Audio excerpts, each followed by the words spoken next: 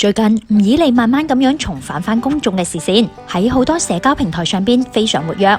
喺一啲短視頻平台上邊，吳以莉經常隨心而言、肆無忌憚咁樣講嘢。佢唔單止同網友分享正能量嘅雞湯，仲經常解讀情感問題，被譽為情感大師。但係喺鏡頭入邊睇到佢嘅生活同埋感情狀態，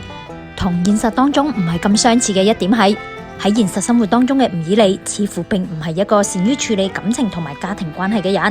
除咗早年同成龍大哥之間令人遺憾嘅糾葛之外，吳以莉同個女小龍女之間嘅關係亦都係曲折離奇，引發咗討論。最近吳以莉嘅言論似乎亦都透露出佢同個女嘅關係可能已經發生咗變化。近段時間，吳以莉同以往一樣，分享自己對生活或者情感嘅心得體驗。但係意外嘅係，佢基本唔再喺評論入邊回應網友關於小龍女嘅問題。近幾次有網友問到吳以莉小龍女嘅情況，吳以莉就冇刻意咁回避，反而係更加認真咁樣回應。講到個女喺度努力賺緊錢，並且直接講到安迪唔中意做嘢，所以吳卓林需要努力賺錢養家。